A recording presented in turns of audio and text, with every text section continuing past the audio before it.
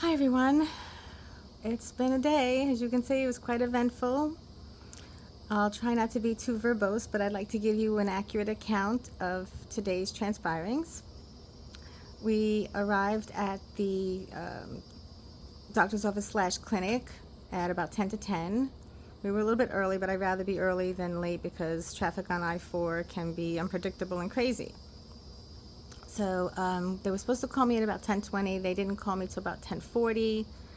That was okay. I understand things happen. No problem there.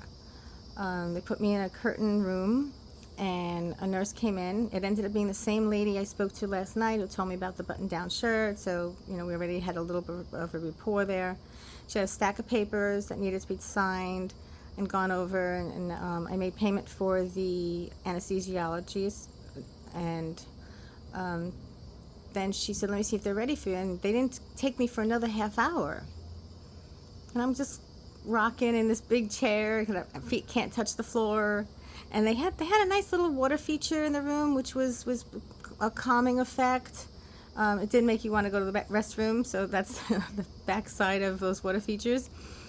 This other nurse walked in. She was fully masked and everything, and she walks in. She goes, "I'm so and so," and then she stops. Like her brain just stopped, and I'm like, and she's just staring at me, and I can't figure out what's going on. So finally she kicks into gear again, and she says, okay, I'm going to take you back, and we're going to get the leads on you, and we'll get you set up. So we walk across the hall into a room that looks like the kind of room you'd see if you were going to see your PCP. It did not look like a surgical theater. There was no blue tile, there was no operating table, there was just a chair in the middle of the room that I assumed at the moment reclined. It had 4 lights above it, kind of like at your dentist office. And I sat there. Then the anesthesiologist, who's a woman, she went through the exact same spiel that the first nurse went through. Lots of questions, verifying I don't have any metal in my body, no heart problems, no history. She went through the whole thing. It was very, very lengthy and thorough. I will give you that. Once all that was established, the nurse that kind of glitched, she put the leads on my chest. She put a sticky pad on my right shin, I guess to monitor, I don't know, heart, whatever. And then the anesthesiologist prepped my arm. She inserted the IV very adeptly, which was nice. No problems there. And then she goes, okay, we're going to recline you. She reclined me, and she's going to feel like you're lying down. And I was almost in a completely prone position. They put a pillow under my head, one under my knees. They gave me a blanket because it was a little bit cool in there. And she gave me a sedative. She goes, this is your cocktail. It's going to take off the edge. I didn't feel any effects from that. The doctor came in with a very sharp marker, and he marked up my eyes. I felt every one of those lines that he was doing, but he says it's better to be a fine line so he can get a nice, perfect layout. I was like, okay, no problem. It's nothing. And then she was standing to my left, and she goes, okay, I'm going to push the propofol, and I don't remember a word after that. Like I was gone. And next thing I wake up, I'm in a bed, and she's putting me into a wheelchair. I can barely open my eyes. I'm so incoherent. I don't really know where I am. She moved me into a bed. She put a blanket on me, and she was okay, I'm going to let you rest for 20 minutes. I can't tell you if it was 20 minutes. It was just, and then she goes, I'm going to go get your husband. She got him. She brought him back, and she gave me some room temperature water. But I was so parched at that time, I didn't really care. I just needed something to drink. I could barely swallow. I was so dry. And then she moved me back into the wheelchair. She asked my husband to go bring the car around to the front, and she would wheel me down. She took me down the elevator. By the time she got me downstairs, my husband was just pulling up. They helped me into the car, and we drove home. I did not look like this initially. I took a picture. But to be honest, this is only my second video, and I don't quite know how to post the other picture up there. I have to learn how to do that, so forgive me.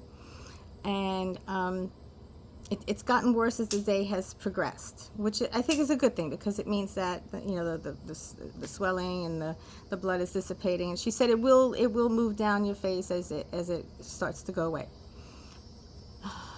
It was a little bit painful managing it with extra strength Tylenol because the prescription she gave us for the hydrocodone, she wrote the wrong birth date, and Publix wouldn't fill it. And of course, because it's a controlled substance, Publix won't take over the phone or digital. It has to be an actual paper script. I had to call 4 times to 2 different departments, leave voicemails all over town until someone finally called me back and I was able to explain the situation. The same nurse from the very first interaction said, okay, let me see what I can do. And so she said, give me 20 minutes. And she did call me back, and unfortunately she said the best she could do was Tylenol with codeine. I don't quite know. I've only had that maybe once. I don't know how I react to that. So I'm just going to try to manage things with Tylenol. I did take 3 Advil while this was all happening, only later to find out that Advil can cause bleeding. But at that point I was in pain, so I said, the heck with it. Let's do it. And I'm feeling okay now. I don't look so good. I can't see so well because I don't have a contacts in, and I can't open my eyes any more than they are right now, and I can't close them absolutely completely. But it's not really hurting. It's just a little bit sore, and I have to be careful because I have a tendency to lift my eyebrows a lot, so I have to be aware of that. And occasionally I catch myself touching, and I'm like, ow, ow, so I'm trying to keep my hands away from my face. It's been a difficult situation the whole step with this office. There have been so many mistakes, so many incompetencies. I'm not sure I would recommend them. We'll see how the results are afterwards, because ultimately it's the surgeon that matters. But if he's got incompetent staff working for him, that doesn't exactly invoke confidence. So I don't know. We went through with it. We'll see. I don't know. And I think tonight I might take the codeine just to get through the night, but maybe not. I'm not sure. My friend is here as promised. She's been so wonderful. She's every 15 minutes, she's been giving me an ice pack with a cloth to put on my face, and she's timing it. But funny enough, the paperwork said to do 45 minutes every hour. And we knew that was a typo, absolutely. You're not doing ice for 45 minutes every hour. So again, another mistake in the paperwork. The paperwork says I need to do an ointment. They never gave me an ointment. She did mention that it was going to differ and that we weren't doing the ointment. So I'm like, why does your paperwork say that? Somebody should revise that, right? Again, so many inconsistencies, so many things that should be fixed. I did mention to her that the conversation I had with her prior to the day of surgery was very informative and helpful, and I said maybe this could be used as a learning opportunity for training.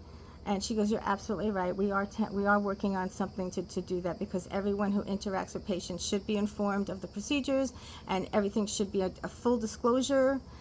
If there was a confusion as to whether we did general or monitored anesthesia, that should have been conveyed to you. And I said it wasn't. At no time in the months that we've been planning this was that ever mentioned. So she says, yeah, we understand that there should be better training. And I said, thank you, I appreciate that. So, but yet she messed up at the end too. So I don't know. I'm feeling okay. I don't look so hot, but my friend is here. She's wonderful. She's taking care of me. I made lasagna the night before surgery, so all we had to do was warm it up with some garlic bread. Everything was great with that. She's happy. And we're going to try to watch a movie.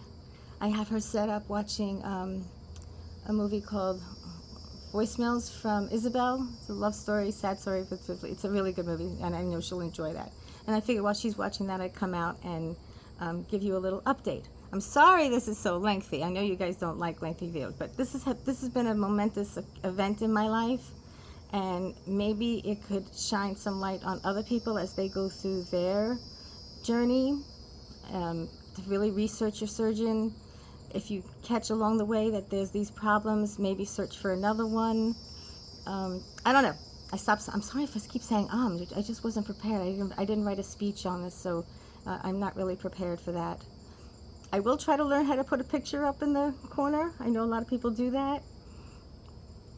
But I appreciate your patience with me, and I hope that if you guys go through this, that you have a better experience and everything goes well for you as well. So thank you for your time and listening to my very, very not trying to be verbose video, and I wish you a wonderful night. Good night.